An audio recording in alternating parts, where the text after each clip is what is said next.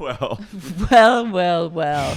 What a day it's been. Day. I'm sweating. I'm sweating through my jeans. I'm sweating. My dogs are sweating. My dogs are barking. I have a hive that broke out from being stressed earlier. Really? Yeah.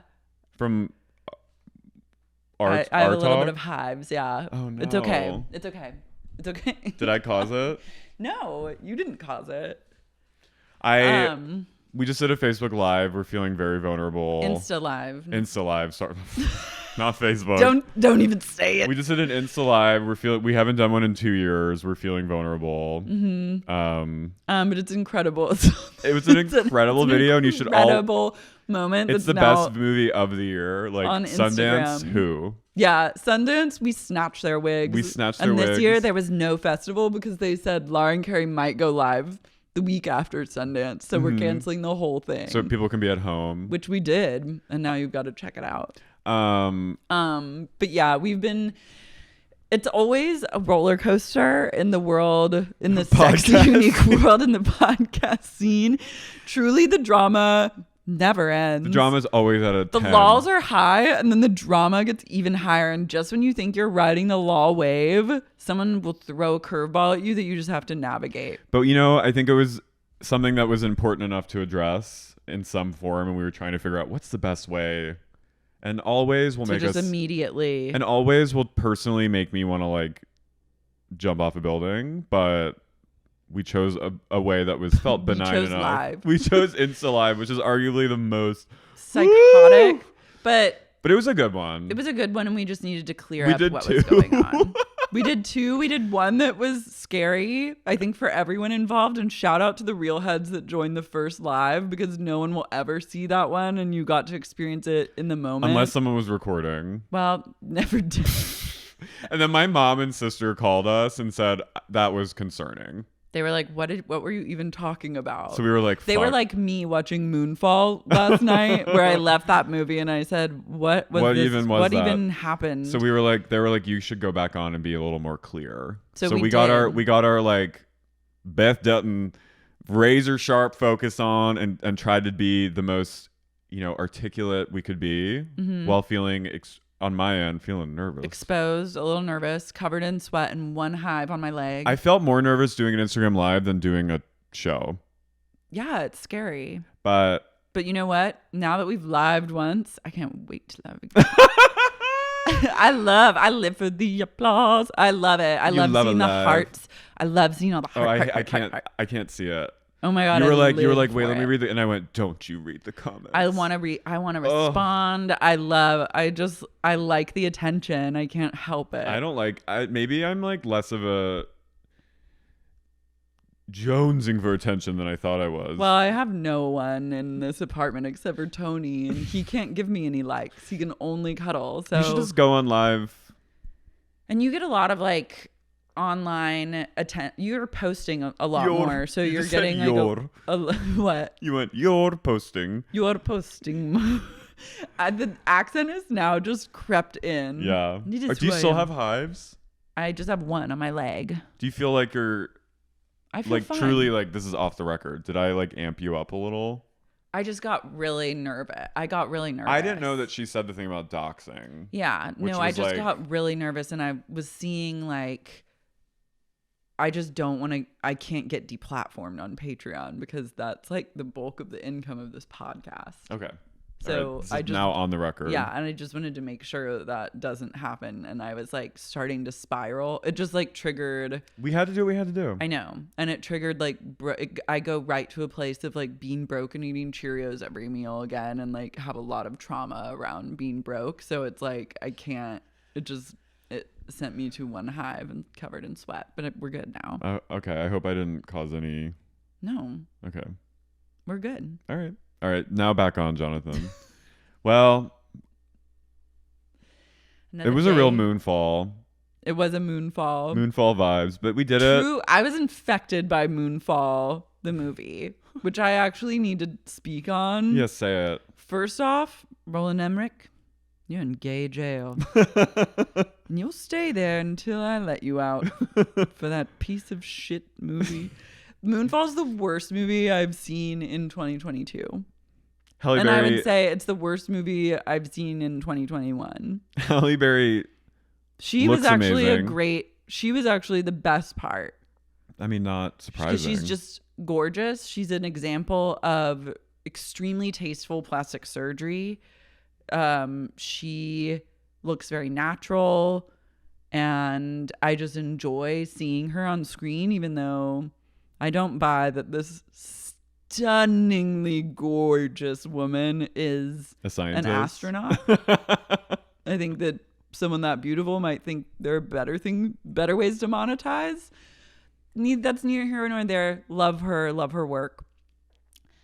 Moonfall I thought was a movie about just the moon falling into the earth. Yeah, I thought it was like the moon's off course. And yeah, it's about to crash. And like, what are we gonna do? And like, this is something that could happen.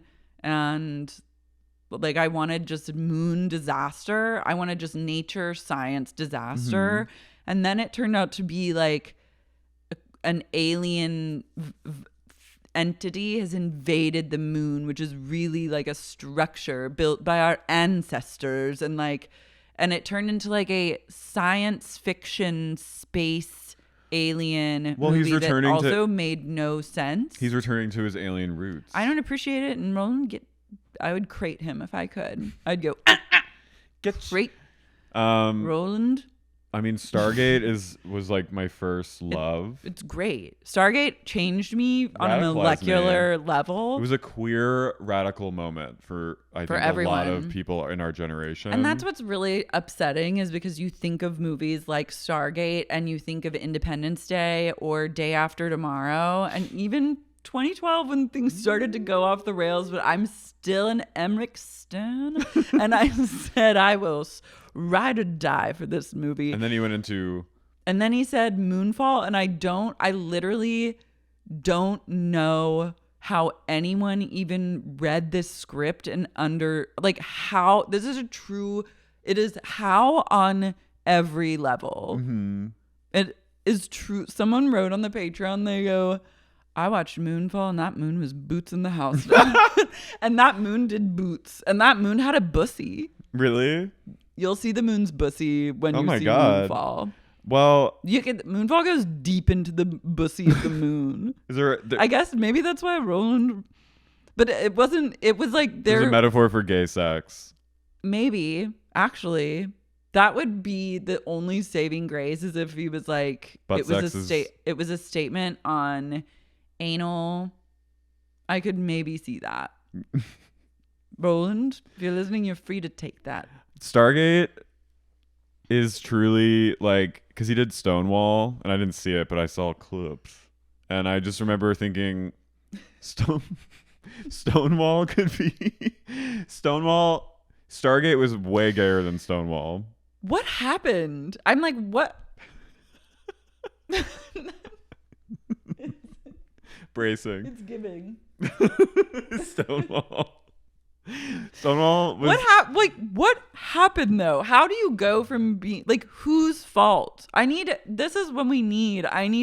full-blown Salem witch trial where every single person is brought before the court and explain. I need someone to take the fall. Tribunal. Was it a studio executive that gave whose fault? Is it the directors? I think ultimately is it the editors? It's Roland's fault. It's Roland's fault.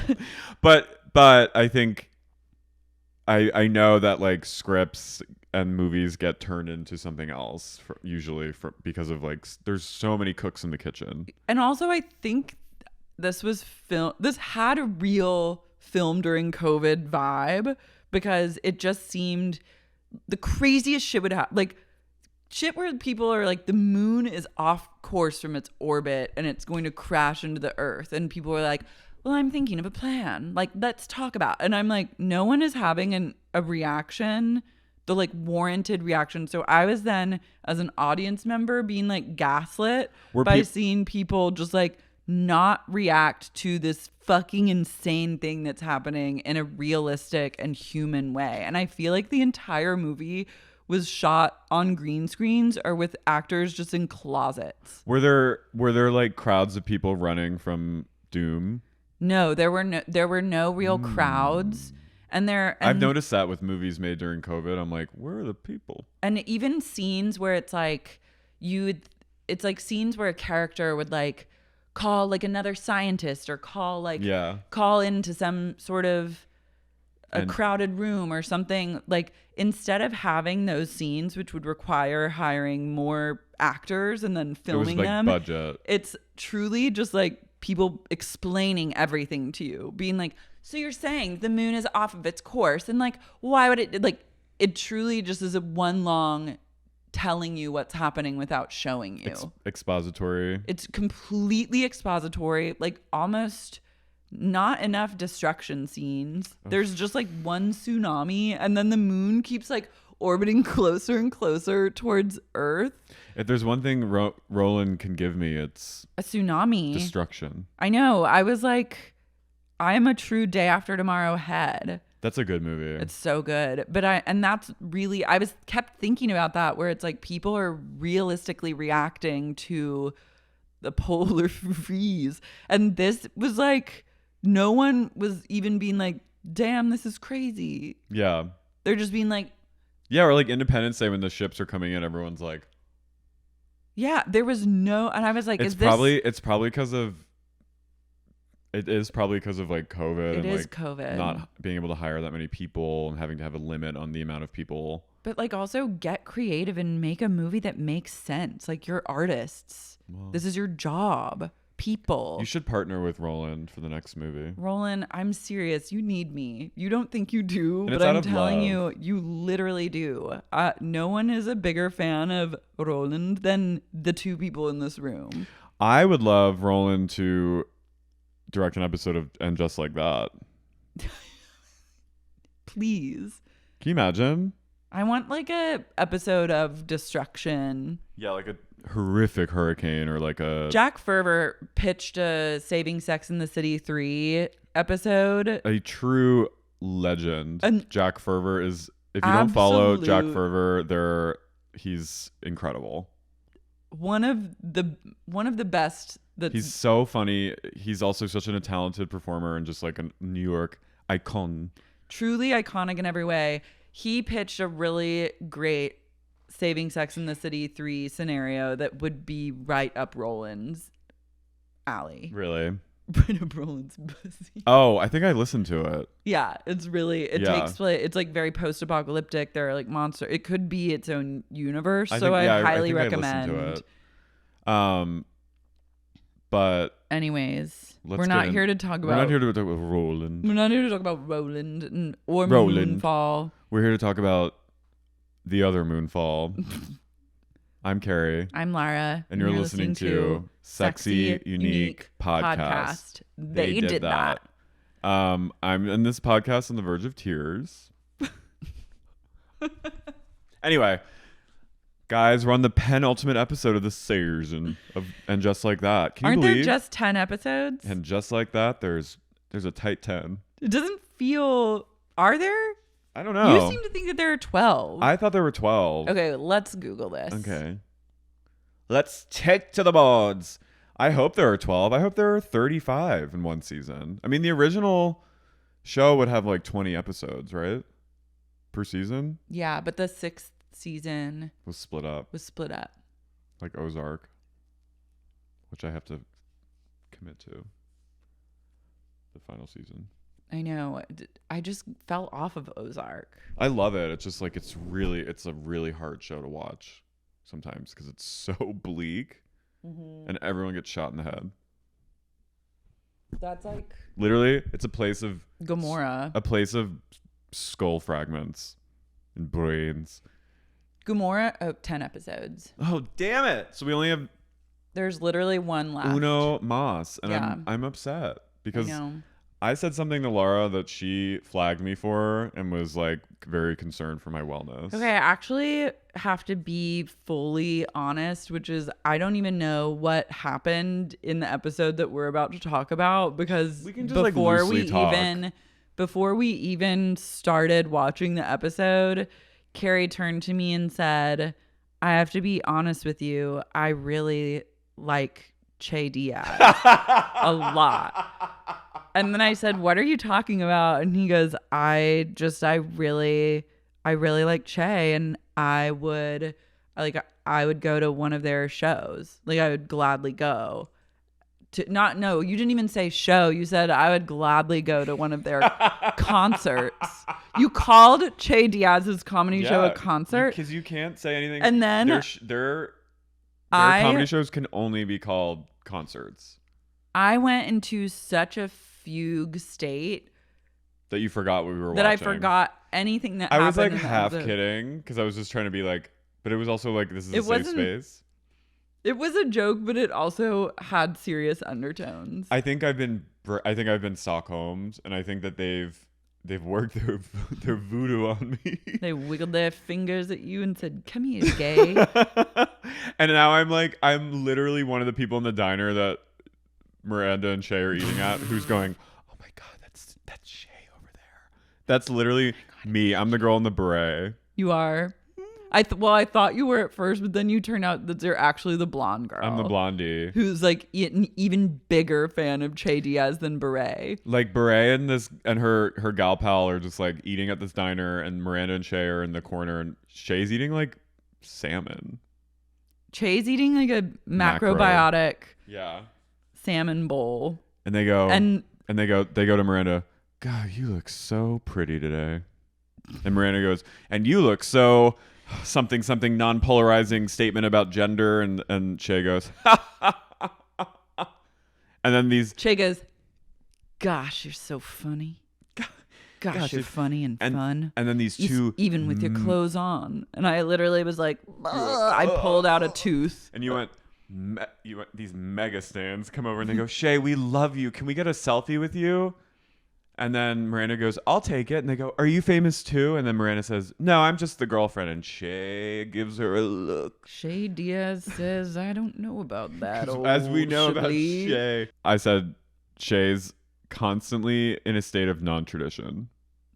And I said, Che's finger blasting every man, woman, and they that comes across their path. Because as we know, they're adamant that they can't give Miranda like a traditional relationship. So the fact that Miranda's saying girlfriend, it's, it's sending Che into a little tizzy. Che goes, She takes it.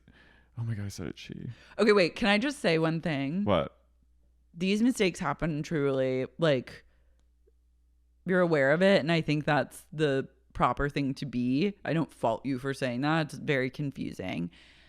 I was online late at night on Instagram and was going through my explore page and just seeing what Instagram wanted me to explore.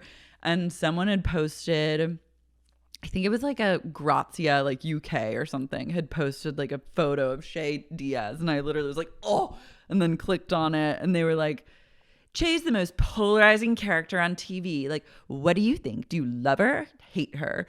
And then I immediately went to the comments, or they were like, do you love them or do you hate them? I immediately went to the comments to see like what the folks were saying.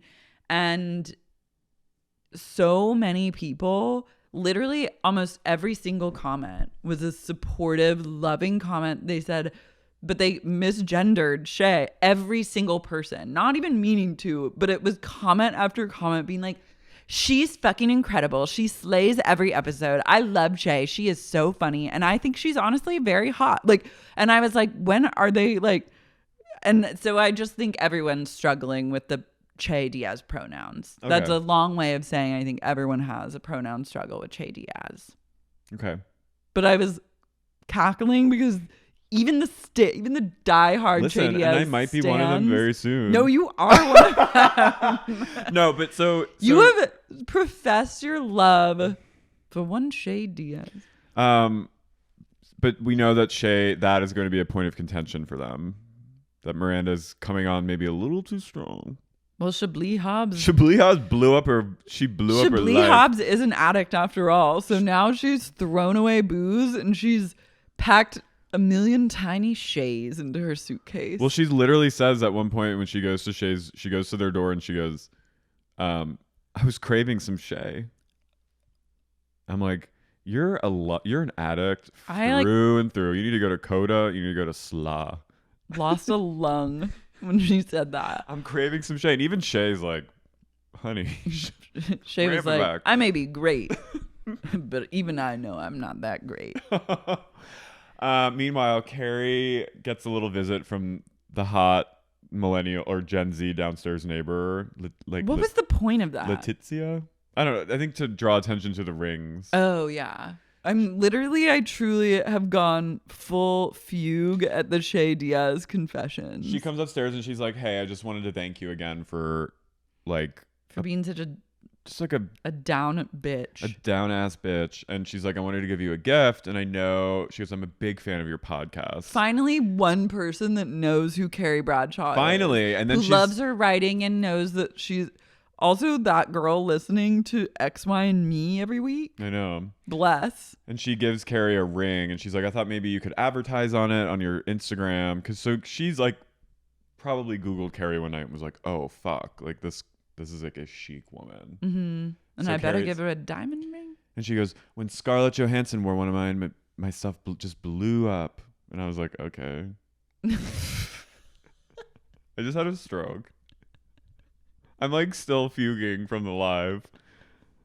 I'm in it to be like fragile. I'm worried about what's going to happen to me when you leave this apartment and what the rest of my day looks like. But I'm just decided I'm going to be strong. Yeah, it's fine. No, it's fine. She goes, ScarJo wore mine and it blew up my sails. So blew my pussy up. Blew my fucking pussy up. So Carrie's like, yeah. She's like, sure, you little bitch. I'll wear your ring.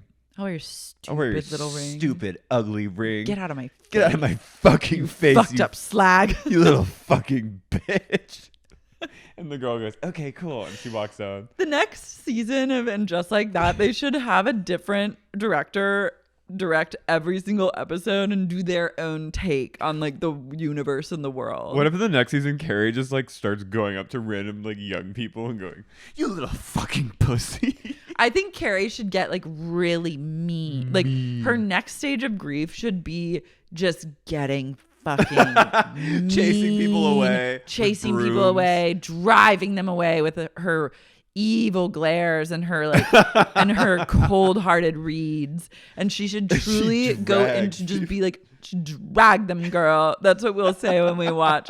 Carrie can't even walk 2 steps without dragging someone. She has to budget at least 3 hours to get to any appointment because she messed up and she must drag. And if she's in the like God forbid she's in like Union Square or something. Oh, she's gonna be there.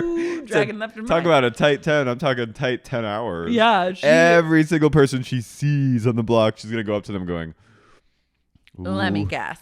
She goes full Beth Dutton, yeah. Let me guess on their asses. Let me guess. Your father never loved you. Your father never loved you. That's why you're wearing that yellow skirt. Nice unflattering cut. Makes your hips look a little wider than they are. Let me guess, size 4, but the clothes you wear makes you look like a size 8. Look at your feet. Size 11? Why are you wearing little pig shoes?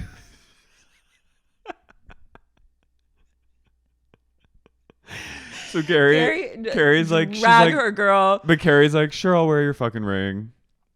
Sounds good. And then Carrie goes, speaking of rings, and then she goes, rings. And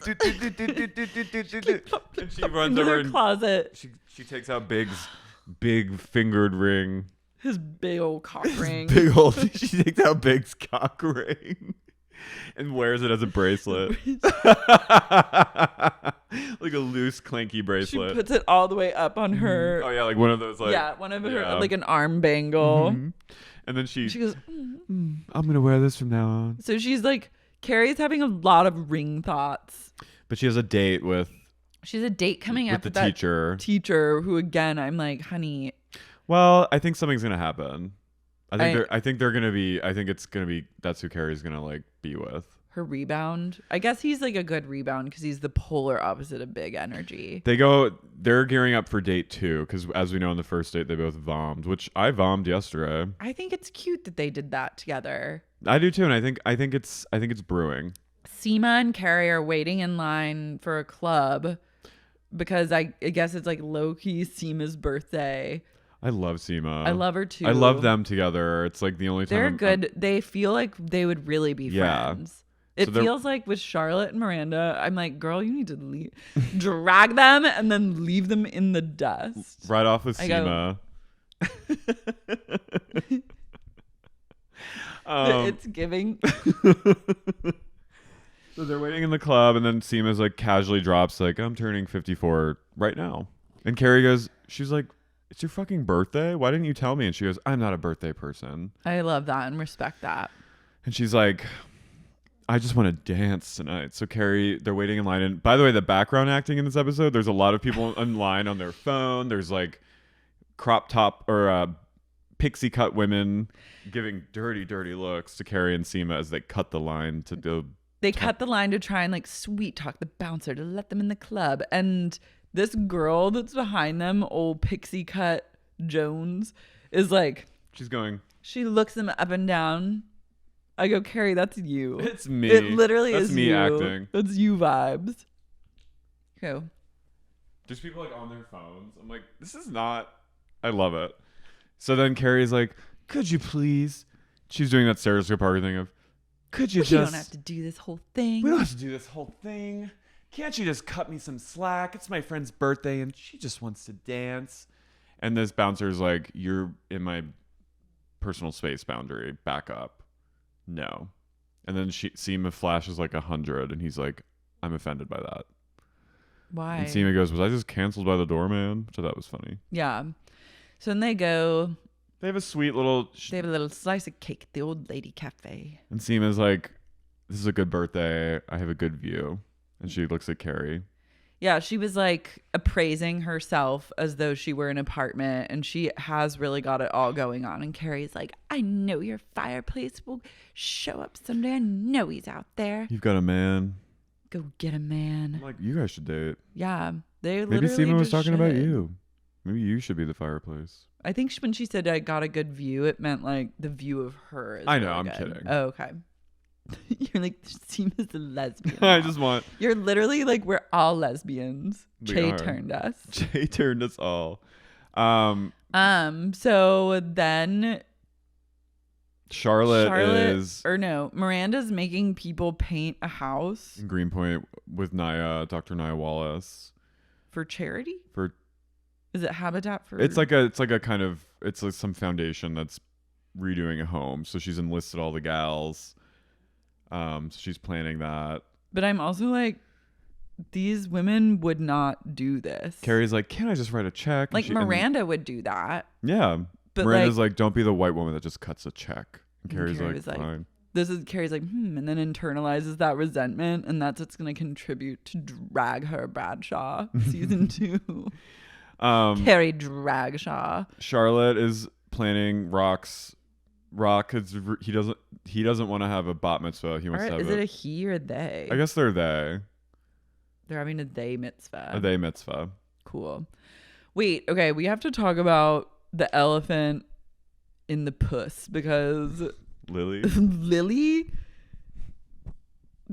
storyline that resonates throughout the shards of an episode is that Lily has gotten her period at the ripe age of 29 and she is terrified of tampons and like never wants to use one. So I was like, honey, what are you doing? Just free bleeding all over your panties? Like, is she wearing thinks? Is she wearing just pads all the time, which is a choice, but like I don't have pad privilege because when it bleeds it pours. I started my period today and was already pouring out the true synergy. So Lily is like in a state of refusal about tampons, but then later on decides, because she has a pool party coming up, she's like, my next period is set to hit on the next full moon. Beat's gonna drop on Sanvali's Hampton's pool party day. So Charlotte's like, well, honey, you got to learn how to clog it up. Two options. You can either wear a tampon or not go to the pool party. And I'm like, does anyone that has a vagina who still menstruates write on this show? Because there are at least like, there are many other options. Yeah. Like I wear a menstrual cup. That is an option. Yeah. I have not worn tampons in ages. Call me Lily. So but Lily, like you can wear like thinks. You could maybe not swim. I guess she could put Lily on birth control if that's something you want to do to a teen. But like there are a lot of options to deal with your period, and I don't understand, like, is this like episode sponsored by Tampax? maybe, but Lily's also kind of taking the Brady route of just being like torturing their parents, Like a psycho. No Just one acts like this. screaming at Charlotte, like Going shit, which like, it's like, Mom! But not even in a real way. In like a, you are not 15. Well, she's she not. is 29 going on she's 15. 27 years old. She's literally 35 years old. She's older than me. The orphan. She's orphaning. Which, by the way, she there's a literally sequel. Is, oh yeah. Can't wait for Esther. Work. Isabel Furman to Fucking reprise. Esther. Slay queen. Esther should be the fifth lady. Lily is Esther in this situation. So she storms off and Charlotte's like, oh, God, Rock! I'm gonna go yell at Rock. Yeah. Take out her rage on shit Rock. Out of Rock for Lily being such a little bitch.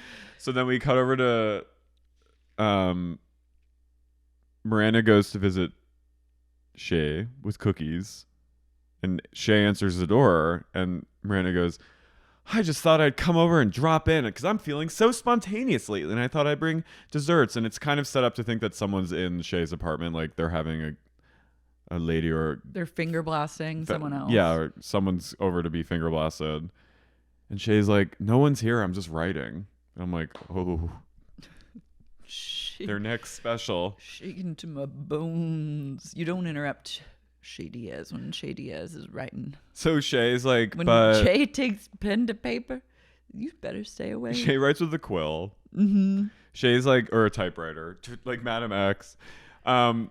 Che, Miranda's immediately like, oh fuck, oh god, oh no, I just this felt very Miranda. She's like, I gotta go, I'm so embarrassed. What am I doing? I'm just being like Meg Ryan or something. And she skitters off. And Che's like, Miranda, no, don't leave. They have like a fight in the hallway of the apartment building, which I was also shaken to my very grave by the hallways of Che's apartment building. I mean, that felt very New York. It scared me in ways that are hard to process. Che runs after Miranda. She's like, stop. They're like, stop. What are you doing? Come back here. Miranda's like, oh no, Che, I can't be this annoying girlfriend when you don't even know if I'm your girlfriend. And Che's like, I said it before and I'll say it again. I can't do traditional.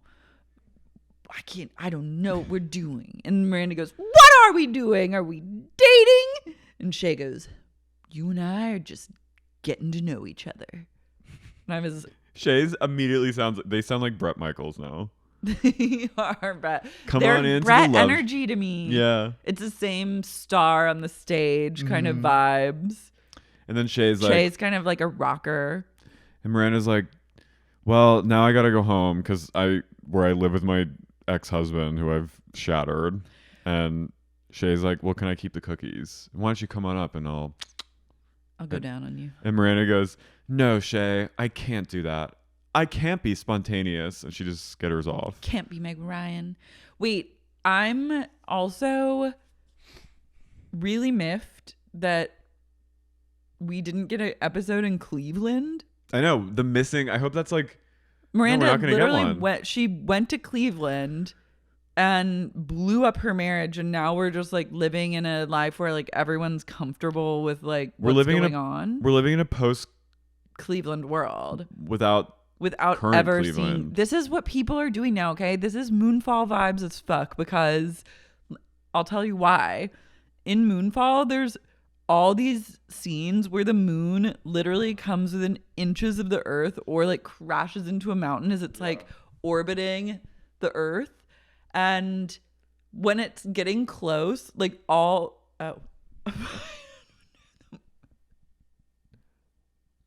It's giving Moonfall. Are you okay? Yeah. Damn.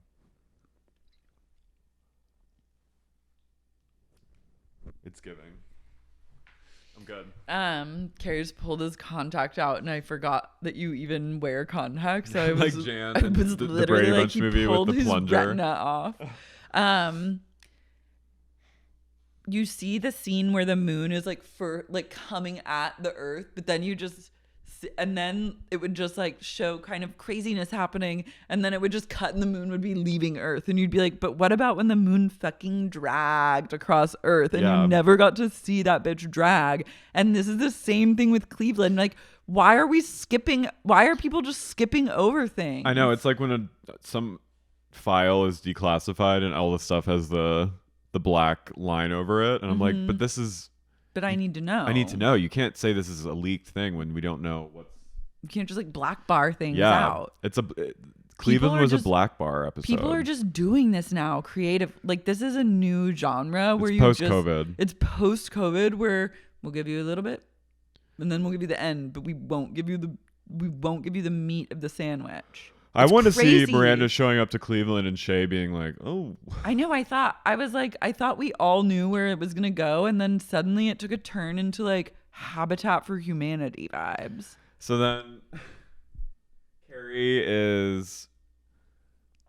She put her overalls on and she's dragged Seema. They all meet, all the girls and their kids meet to go do this house. Seema comes and Seema's like wearing this incredible.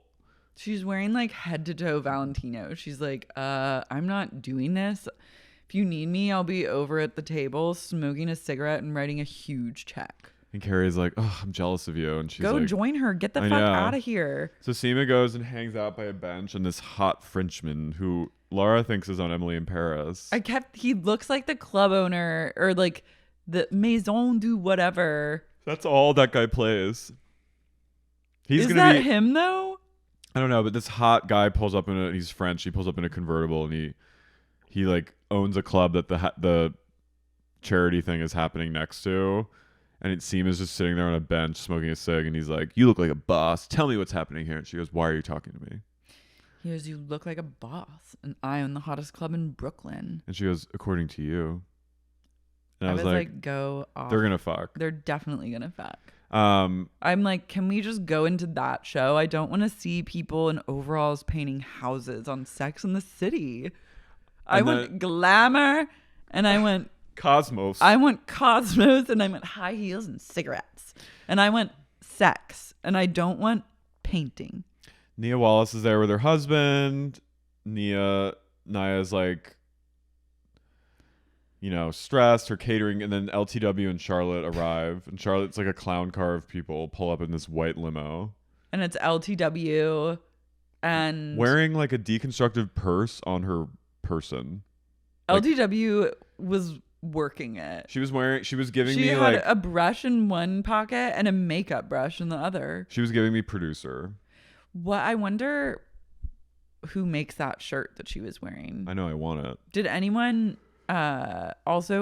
reach out to you about the boots from last episode? Mm-mm. Remember those boots? The boots that downstairs. Oh yeah. No one sent me anything. Everyone is, I think, collectively fuging from In Just Like That. The boots. I thought that this show was gonna save my life. No. It didn't. It didn't even move the needle. Basically, I don't even want to get into all the nitty-gritty of the painting because it's all kind of boring. But I'm like, what is this? Nia it's a and bunch her of people husband, talking to each other. Nia and her husband have another little tiff about having kids or not because her husband sees LTW's husband with their cute kids and he's like, I want that. And she's like, why do you keep saying that you're okay with my choice to not have kids? And then all of a sudden you get like a compulsion to like talk about it more. And he's like, he wants kids. He's like, I just want kids. And like, I don't think you're going to give that to me. And he's like, I have to be clear about like, if this is what I want my life to be. So it kind of seems like they're maybe on the fritz. Get divorced. And Nia's just like, oh fuck. Like I have to take care of this and this whole situation and the foundation and it's just my job. I also am just like, what is any of this? Yeah, it's kind what is any of this and why should I care about it? Well, who are these people? Who are they? They're not giving us enough of them for us to be like. I have no idea what's happening, who anyone is. I'm also just like, I've never not been made to care about these people. So like, I don't care about their painting the walls of their foundation. Well, so Charlotte and Lily are having more, because they had this whole montage where like Charlotte was waiting in the bathroom for Lily like to shove the tampon in her pussy, and she's kind of talking her through it. She's giving her Lamaze. Doesn't she offer to she offers to put it in her herself. Oh, she offers to show her on herself. Meanwhile, okay, I'm sorry, but like meanwhile, Anthony brings over his new squeeze, who's Matt Wilkus, who's a really funny actor. It's a hot gay, and he's like a Holocaust denier. That was so strange. He's also, like, I was like, is this really happening? It was all like, I mean, it was just like, because he's like, is this a Jewish dinner? You know that didn't happen, right? Or something. And Anthony just goes, get the fuck out. I was like, wait, what? That came out of nowhere. Yeah, I would have loved more storyline on that. I guess he was like a conspiracy person. But he was like a new... I'm just like, I'm just in a state. Maybe he'll be. Is my brain. I thought I was Mandela affected. Do I have like cognitive, am I having brain damage and brain failure, or is like nothing? No, you're not. Cause I reached out to Matt cause we're like social media friends. And I was like, oh my God, I'd love seeing you. He's like, and I said something about his character being a Holocaust denier. And then I was like, oh my God, did I dream that, or did that actually happen? And then I went back to watch it to make sure that he wasn't going to be like, what the fuck is this person talking about? Because that's how like out of nowhere it was. Yeah, but never to be addressed ever again. No. But I'm realizing that so much content that I like, Moonfall we're in a place of fugue right now. But is anyone else experiencing I'm stroking, okay? Because I watch things and I'm like, this doesn't make any sense. I don't know what's happening and why. And like, I struggle to understand how something is existing in its current state. And then I feel like I must be going crazy. Am I going crazy and everyone else this makes sense to, and everyone understands this? I think we're all like, I think everyone's feeling a sense of like instability, like where they're seeing, like I see stuff and I'm like, is this happening? What is that? That's like hypernormalization. Really? Which is like this over, and just like that is hypernormalization. It kind of is. It's like overly. I mean, the other day Brittany posted this thing that was like just like one of her posts, her musings, and then at the end she wrote, "P.S. Are we going to war?" And I was just like, "Are we though?" I think we are with Russia, kind of. But I was just like, it felt like I was dreaming reading it, and then her at the end, "P.S. Are we going to war?" Like out of nowhere. Good question, Brittany. But it's like stuff like that where I'm like, even like the thing with Bella Hadid being like, "It's okay, no?" Like that was also like, is this happening? Yeah, but that is happening more and more where I'm just like, what is happening and what is going on? And am I the only one that sees this? But this episode was also like that, right? No, I was truly, I mean, this whole season has been mostly just so uneven and with some hits and some misses. But like this episode specifically, I was just like, what is even... No, I feel like something is happening, and I don't know if it's like just because of the pandemic or like just we've just lived through like such trauma in the last 2 years, and like we're all like going a little crazy. But like I do feel like something is happening where things are making less sense, and I don't know if it's like a collective unconscious thing or like I've thought about this or okay, like good. Is this end of Empire vibes? Do you know what I mean? Like Fall of Rome vibes. It's something. I mean, it's definitely like, you know what I mean? Like, I'm not trying to bring it to like that place right now, but like, it feels like decline. That's what societal decline, and it's like all these things are like. Things haven't felt like this before, though. Like, I mean, you have like a shitty show or a shitty movie every once in a while, but like, no, because it feels stronger than. Sorry to interrupt you. It feels stronger than like a specific movie or show. It's like permeating like the zeitgeist. Yeah, I find myself so often. That's why, just truly being like, what is going on? Asking that question to myself and just like to the world. And I am constantly in a state of being so unclear on what is going on. Like, I literally don't know what's happening. Well, I mean, that's why like I watch and I'll watch something or like I take something in, but I'm like, I have no, like, what is anyone saying? Well, that's why I'm watching Jersey Shore right now, because it feels like it's a grounding. It's like, okay, 2012. I know, that's kind of why I had to stop with Vanderpump Rules, because it was giving me really like what is happening vibes, and I can't. It's like, it makes me feel crazy. I mean, even the Housewives are feeling like. Housewives on the Island started to feel a little bit what is happening vibes. New York was feeling. New York's been what's happened.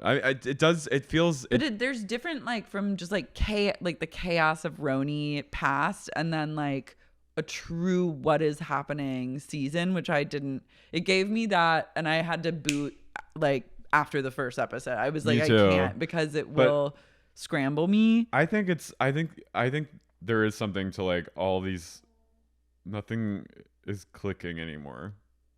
Things are clicking less and less, and I need people to weigh in on this phenomenon, because I'm like, it either is us. Depression? It either is like a true, I'm suffering like cognitive, decline. Like brain decline. No, I think there's something, I think everyone's feeling sort of like. But certain things really do make sense to me. Yeah. I mean, I think in general things, but I think there's certain aspects. It's becoming more and more of a thing that like I see like a clip of someone saying something, or like Jen Psaki being like, go home, have a margarita, do some kickboxing, and get back in on Monday and keep fighting. And I was just like, what? Or like, you know what I mean? Like that kind of stuff where I'm like, wait.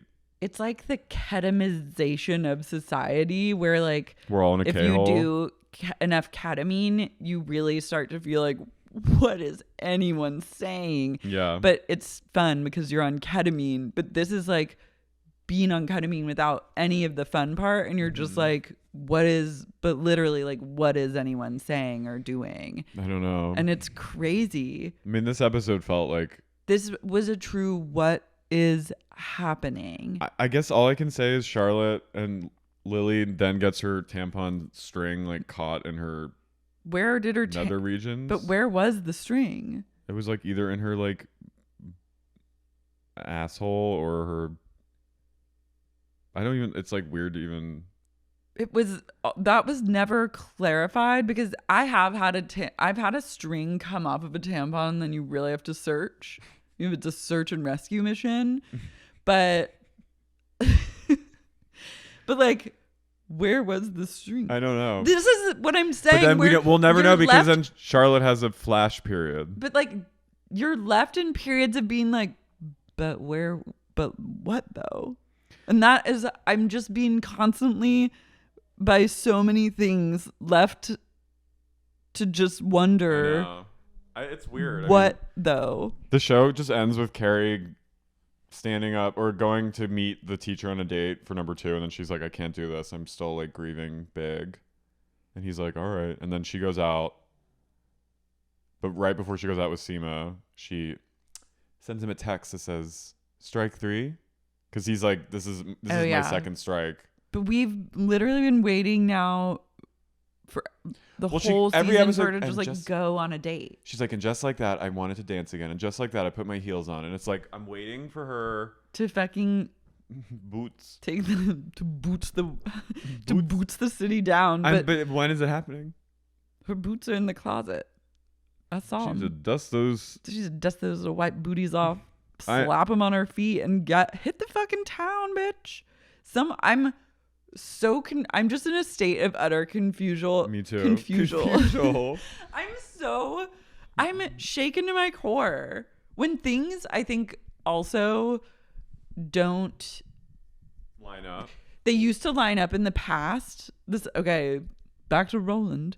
But like when they used to line up so well in the past and then now they don't line up whatsoever, it throws me into a state of utter instability. And I'm reeling. I'm literally Sandra Bullock in that one space movie where she's just reeling in space. That's a good memoir name. Reeling in space. That is this. She's drifting. She's drifting. I'm adrift. I'm set adrift multiple times a day by just things that happen. And I'm truly just a spaceman. I am Station 11. I'm the spaceman in Station 11. You looked upon my former home and remembered the sweetness. What is that line? I remember damage. This is I remember damage. I remember damage. We were Miranda. The other Miranda. The real Miranda. The real one from Station 11. Who boots that Station 11 down. She did. But I'm like... It's a weird time. It's a very strange time in culture. I think there's like a lot of... No one really knows what's going on. We need readers now more than ever to like weigh in on this. Should we bring in like some kind of like energist or like some kind of like... I need someone to explain what's happening because I truly don't feel... Can we like call that guy who predicted COVID and like talk to him? Ovidio is so booked. He's now...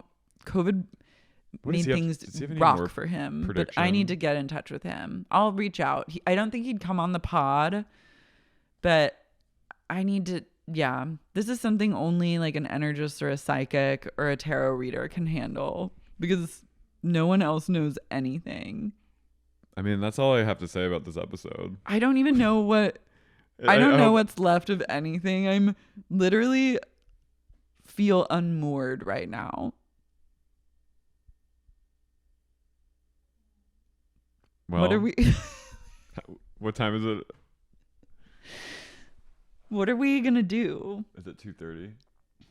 Oh, it's almost 3. You got to go.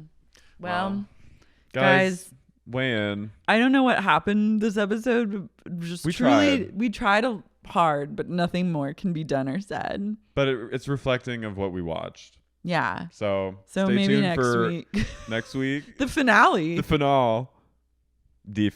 What are we even waiting for in the finale? This is teed up nothing to happen. I mean, Big was supposed to come back, but he's not. Well, I think Carrie goes to Paris and throws Big's ashes off of a bridge. But like, he was only going to be in like flashbacks or something. Yeah. That he's cut now. Maybe they all go to Paris? I'm so... For like a grief pilgrimage? I need help right now. I'm going to have to seek that out. Well, pray for me. Pray for you, pray for me, pray for us all. Pray for Turkey. Bye-bye. I need my little Turkey now more than ever. He is truly, I need an emotional support dog. Are you okay? No, I'm like really freaked out. I think this episode and just thinking about it and really feeling like this thing that has meant so much to me. I know. Is now... something else. I watch it and it's meaningless. Mm-hmm. Is like absolutely destabilizing me. And anyone else weigh in if they're experiencing this with this? I'm experiencing total body destabilization. Pray for Laura. Pray for me. Bye-bye. Bye.